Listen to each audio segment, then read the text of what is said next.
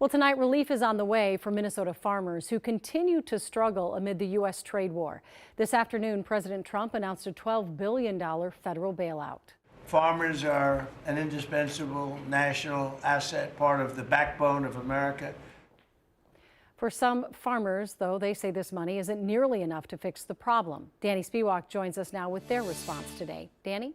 Julie, this money will begin flowing to farmers in Minnesota and nationwide early next year. It's mostly targeted toward row crop farming, including soybeans, a market that has been rattled by the trade war with China.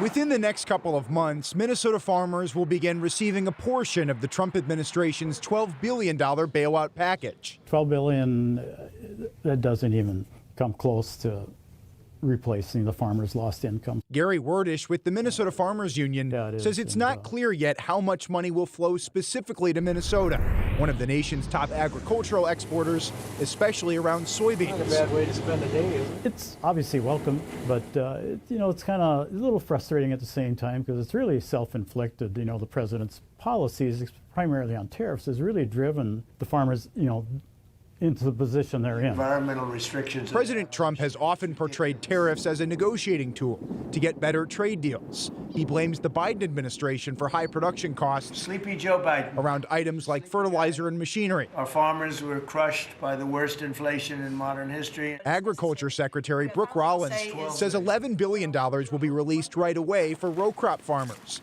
with another $1 billion left over for specialty crops. As we move to this new golden age for agriculture and for rural America, as we continue to fight for these farmers and ranchers, their way of life. Still, the nation's top agricultural groups, including the American Farm Bureau Federation, have lobbied hard against Trump's tariffs. A lot of disruption, a lot of chaos. Although China agreed to end a months-long boycott of U.S. soybeans this fall, Gary Werdish says many Minnesota farmers have already sold their crops to other markets at lower prices. It's not sustainable for the U.S. taxpayer to keep sending payments out to the U.S. farmers.